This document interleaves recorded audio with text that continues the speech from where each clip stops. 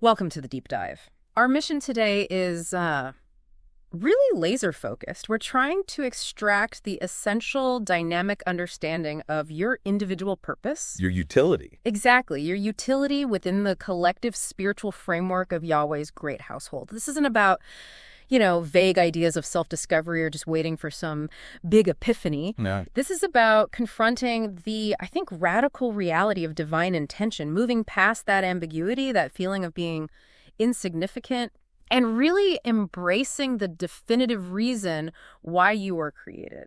Shalom Baracha to all Yep. of you listening. And yes, you've hit on it. The foundation of this deep dive is all about identity rooted in design.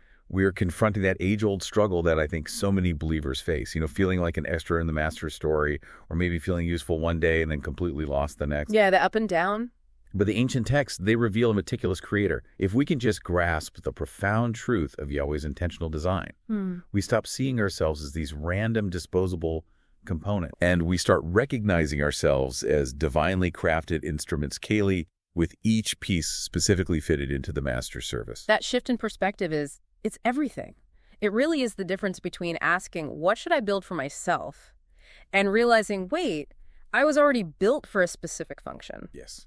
So this core concept, seeing the entire body of believers as Yahweh's personal collection of Keli, which means utensils or vessels, it demands we reconsider what utility even means in a spiritual context. Precisely. Because in the ancient world, whether we're talking about a temple inventory or just a simple household, every single tool, every piece of furniture, every vessel was vital. Nothing was extra. Nothing. A master craftsman never produces redundancy. Each item served a specific non-redundant function. If the water pot breaks, the ability to carry water is impaired. If the grain measure is missing, The ability to dispense food is damaged. The whole system suffers. the whole system. Our spiritual reality is built on the very same principle. We are completed, we are purposed, and we are necessary components of a unified whole. So our mission overview is laid out. We're going to conduct a pretty extensive linguistic deep dive into the Hebraic meaning of Keli. The dynamic meaning. The dynamic meaning, yes. Then we'll transition to how these diverse individual tools form one unified body using the foundational teaching of Shaul. And finally, we have to connect this utility to the sacred stewardship of our redeemed existence. It all connects. It has to. This journey is about finding true wholeness, not through individual autonomy, but through directed utility and belonging. Okay, so let's unpack this crucial Hebrew word, keli. It's pronounced Keli, found as H3627 in the lexicon. And as we noted, if we only rely on the passive English translation vessel or container, we really lose the essence. You do. You picture something sitting idle on a shelf, maybe full, maybe empty. Just static. But the Hebrew meaning is active, it's dynamic, and it speaks of preparation and readiness. And to truly understand that dynamic nature, we have to strip it back to its pictographic roots. The story in the letters. The language of Yahweh always tells a story. The core root is a two-letter word, quit or kal. And this root, it encapsulates the entire process of how a raw element becomes a prepared instrument. Okay, let's start with the first picture then, the calf. The calf is pictured as the bent palm or the hand. And this doesn't just symbolize, possession. It symbolizes work, shaping, pressing, or grasping. Ah, so it's an active hand. A very active hand. It tells us that whatever this object is, it is actively being worked on by a hand. It's under control. It is being shaped. Think of the intense labor required to shape clay on a potter's wheel. Or a blacksmith hammering metal. Or the repetitive heavy blows of a hammer shaping metal on an anvil.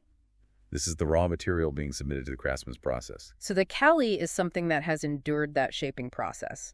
It implies friction, transformation, and submission, that's already a powerful concept for discipleship. Exactly. It's the complete opposite of being wild or untouched. And then we join that submission and work with the second letter, the lamed. The limed is pictured as the shepherd's staff. The symbol of authority. Right. It is a symbol of authority, direction, control, teaching, and crucially, the yoke used for guiding work animals. It represents the guiding will of the master. So the hand is the work, and the staff is the guiding authority and direction behind that work. And the profound insight comes when you combine kaf and lamed to form that root, kal. The combined meaning just crystallizes into this, tamed for the yoke. Wow. It's a spectacular active image. It means something has been worked upon, completed, and brought into readiness, tamed for a specific directed purpose or use under the master's authority. The utensil is no longer just existing.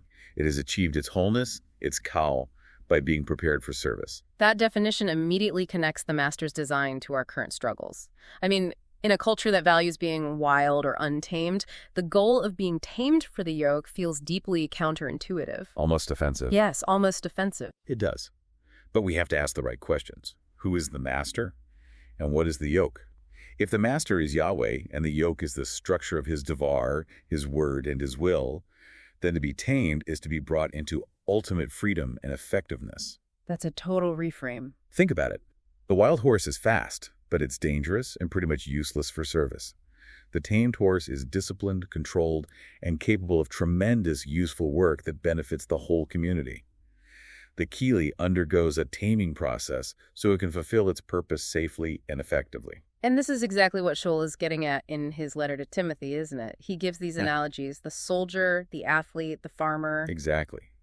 There are three perfect pictures of a Keli that has been tamed for the yoke. In 2 Timothy chapter 2, starting at verse 3, he says, "Then you suffer hardship as a good soldier of Yahshua Messiah." No one serving as a soldier entangles himself with the affairs of this life. Right, so that he might please the one having enlisted him. The soldier has to be tamed, disciplined, focused only on the mission. He sheds all those other burdens to remain useful to his commander. That is a Keli in action. And the athlete. And also, if anyone competes, he is not crowned unless he competes lawfully. He has to submit to the rules, the yoke of the competition, to be effective. So it's all about submission to a higher purpose, a higher authority. It is. And then, to form the finished noun, Keli, we add that final letter, the yod, pictured as the arm and hand. And the yod emphasizes. It emphasizes the tangible result. The instrument itself, made ready for action and service. It's the finished article, complete and prepared to be handled by the master. This is why Keli is so much more dynamic than a passive vessel. It's serving, not just holding. It's serving. We see this dynamism in all the diverse ways the word is applied throughout Scripture. It's not just a pot for carrying water. Let's explore that a bit, because I think it helps illustrate the breadth of the master's tools. Absolutely. Clay pot, shaped and fired, carries sustenance water or grain. It's a vessel of life. The weapon forged, sharpened, balanced, is an instrument ready for warfare, for defense, for justice. Furniture, clothing. All articles necessary for the dignity and function of the household. The core element is always readiness and a specific purpose. The Keli is designed to act as an instrument in the hands of the master. It is active utility. And this leads us directly to that core theological clash with modern thought. The Western approach. It champions radical individualism, prioritizing personal autonomy, self-expression, finding my truth. Even in spiritual gifting. Especially in spiritual gifting. The contrast couldn't be starker. The Hebraic mindset, embedded in this word Keli, emphasizes collective function, utility, and belonging. The focus is not on the utensil's personal desires. No. It's on how well it fits into and serves the master's larger design for the whole household. I mean, if a tool only works when it feels like working, it is fundamentally useless to the craftsman. That's a hard truth. The Keli is completed, it's made kal, to maximize its usefulness within the system. It finds its value not in its individual shine, but in its reliable contribution to the overall purpose. It's a complete submission of design to the designer. So, if I am a beautifully polished tool, but I refuse to submit to the yoke, I haven't actually achieved my kal. I'm incomplete, despite my appearance. You are beautiful, perhaps, but functionally rebellious. You are failing to act as a Keli. And this principle is absolutely essential as we transition into how Shaul applies this concept to the communal body. Right. The ultimate goal is the health and readiness of the entire set of utensils, not the glorification of a single piece. That seamless transition takes us from the individual tool, the purposed Keli, to the collective workshop, the assembly of believers. Shaul, or Paul, he uses this tool concept to describe the assembly in 1 Corinthians chapter 12. He does. Shaul transforms this idea of distinct, purposed instruments into the spiritual organism we call the body of Messiah. He sets a fundamental truth in 1 Corinthians chapter 12, verse 12. For as the body is one and has many members, but all the members of that one body, being many, are one body, so also is the Messiah. We are his physical extension in the world. We are his hands, his feet, his mouth. The challenge, then, is maintaining unity in the face of such radical diversity. We are all different shapes and sizes of Keli. And this unity is achieved through divine action, specifically the unification by the Ruach HaKodesh, the set-apart spirit. Shaul reminds us in 1 Corinthians chapter 12, verse 13, that the Spirit unifies us through one mikvah, or immersion, into this body. And mikvah is more than just baptism. Oh, much more.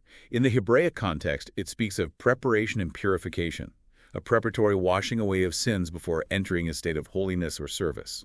The Spirit unites these purified vessels. This is the lifeblood connecting and empowering every single member, dissolving all those artificial human distinctions, Judean or Gentile, bond or free. So if the Spirit is the connecting power, then our placement within the body must be intentional. It's not random. Precisely.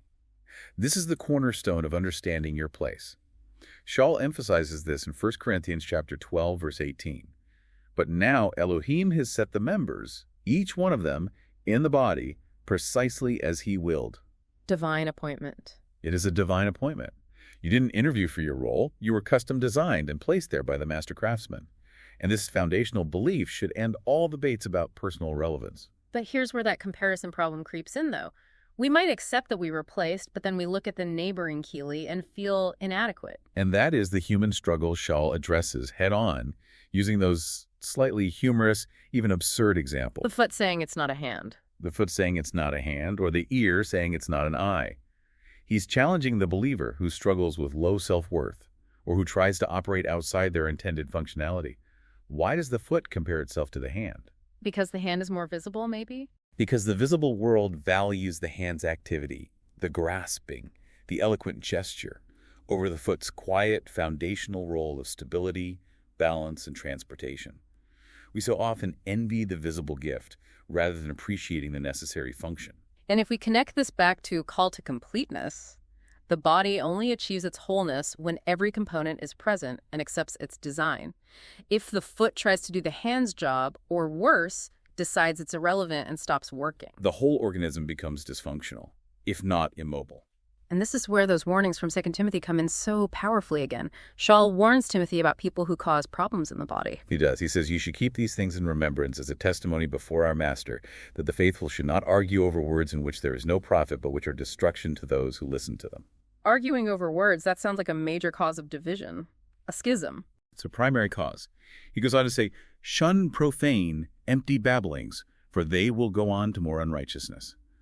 This is what happens when a Keli forgets its function. It stops being a useful tool and starts generating noise, quarrels, and division. It damages the unity of the body. He even names people, Hymenaeus and Philetus. He does. He says they missed the mark concerning the truth and overturned the faith of some.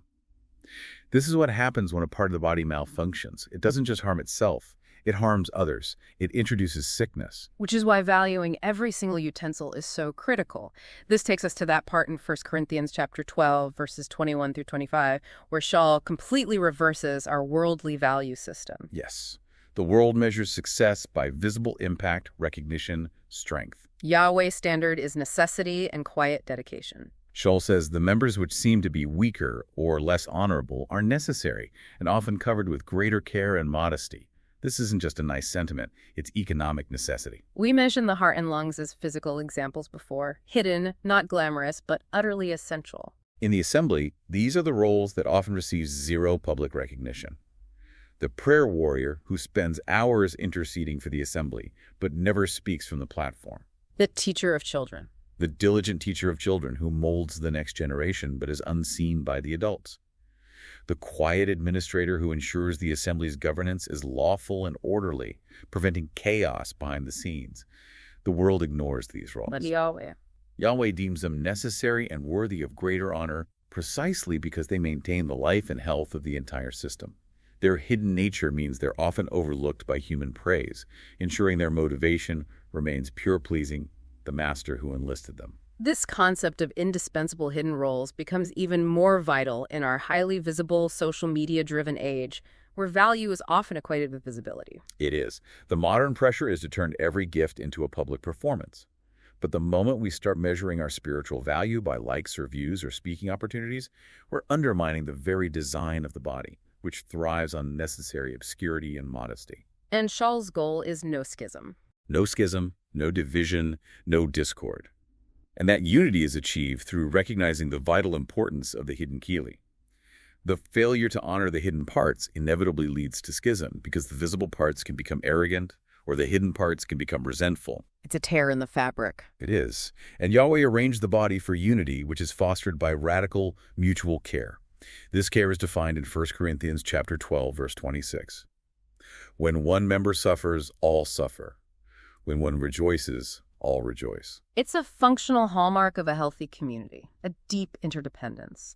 The welfare of one Keli is the responsibility of the entire set. Absolutely. If the spoon is broken, the whole set is slightly diminished, and the hand has to find a way to repair it or compensate. We are all in this together. Now we have to shift from our function within the body to the sacred nature of the vessel itself. Because Shaul dramatically elevates the concept of the body from just a functional tool to a consecrated space. He moves from the workshop analogy to the temple analogy. And this is a monumental shift. In 1 Corinthians chapter 6, verse 19, Shaul poses this startling question that transforms the physical body from, a temporary skin suit into a profound spiritual reality. Or do you not know that your body is the sanctuary of the Ruach HaKodesh who is in you, and you are not your own? That question changes everything. It moves the goalposts from simply being useful to being holy. The body is no longer a neutral container for the spirit. It is consecrated ground. And we really need to pay close attention to the Greek word used here, nios. This is critical for understanding the gravity of what he's saying. It is. Greek used two main words for temple. Hiram referred to the general temple grounds, the outer courts, where commerce and public interaction happened. But nios, that refers specifically to the inner, most sacred dwelling place, the Holy of Holies. Where Yahweh's manifest presence resided. Precisely.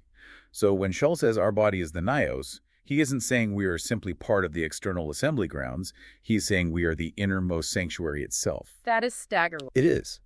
It elevates our physical being, our hands, our feet, our reproductive systems, our senses, to the most profound level of holiness.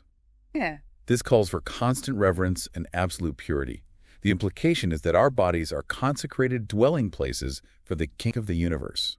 They are not common vessels to be used for worldly passions or fleeting desires. Or just casual defilement. It sets an incredibly high and, frankly, impossible standard without divine aid.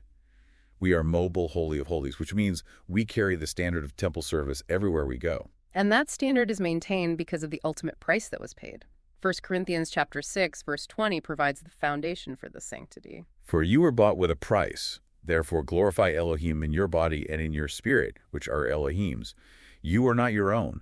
Your functional identity as a Keli is now rooted in a new, absolute ownership. And let's dwell on that price for a moment, because it's not merely a transaction, it's a declaration of value. The price wasn't gold or silver. It was the blood of Yahshua.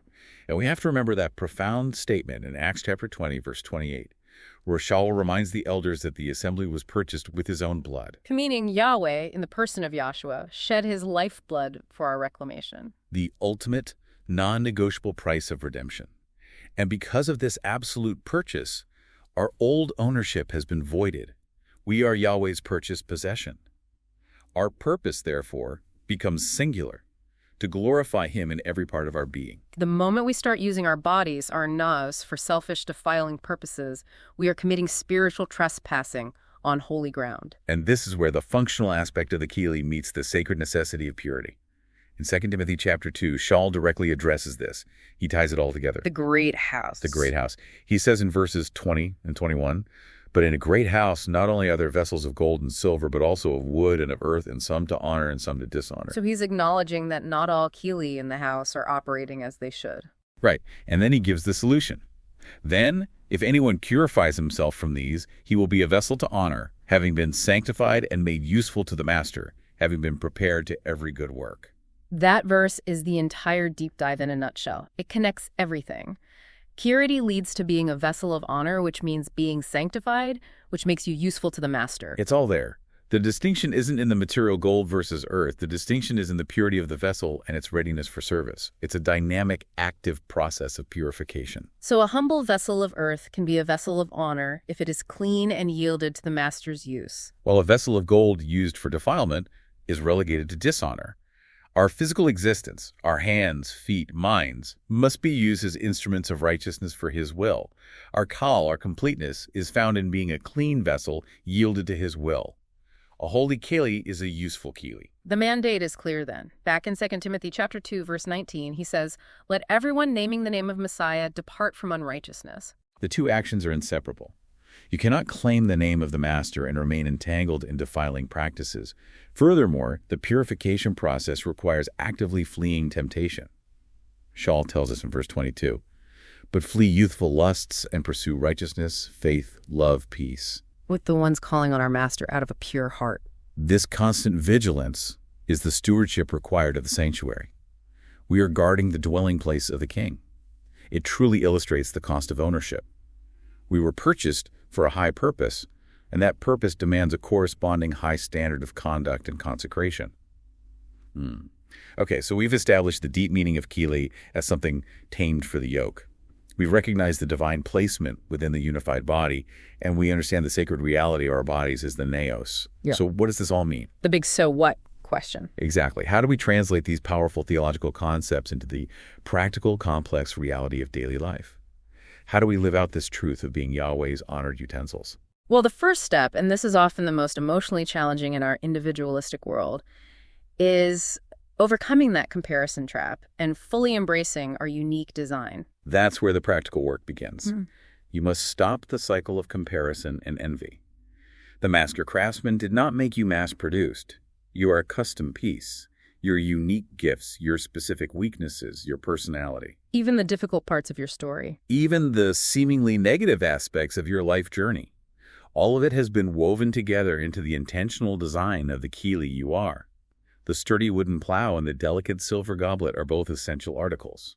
There is no insignificant Keli in Yahweh's house. So you have to accept that your placement is perfect. And then ask the master daily how to deploy those specific gifts for the body's benefit. This realization should lead to gratitude, replacing insecurity. If Yahweh designed me this way, I need to focus on functioning in this role, not coveting someone else's. Gratitude and functional focus. And that brings us to the second principle, which is the stewardship of the sanctuary. If the king is residing in you, you must act like it. And stewardship of the naos demands constant vigilance in action, not just passive observance. Treating your body with reverence is paramount. This goes way beyond simply avoiding immorality. It requires actively pursuing physical, mental, and spiritual purity. What are you consuming? What are you watching? What are you listening to? What are you allowing your eyes to see, your ears to hear, and your mind to dwell upon?